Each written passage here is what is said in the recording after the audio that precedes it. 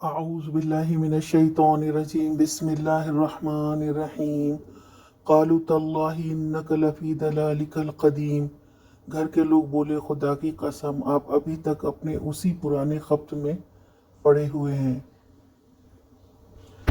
آیت 95 قالوا تاللہ انک لفی ضلالک القدیم۔ آپ کو شروع سے یہ وہم ہے کہ یوسف زندہ ہے اور آپ کو اس کی دوبارہ ملنے کا یقین ہے۔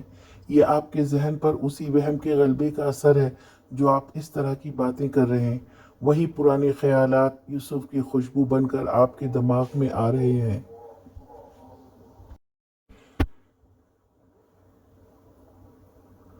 گھر والے کہنے لگے آپ ابھی تک اسی پرانی بات کو دہراتے ہیں۔ ایک عرصہ بیت گیا مگر آپ یوسف کی یاد میں مبتلا ہیں، اس کو نہیں بھولے۔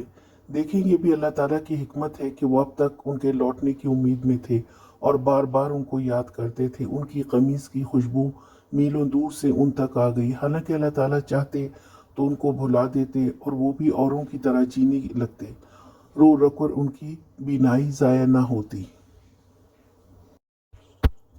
آج کا سوال، یعقوب علیہ السلام کی بینائی کیسے ضائع ہوئی تھی؟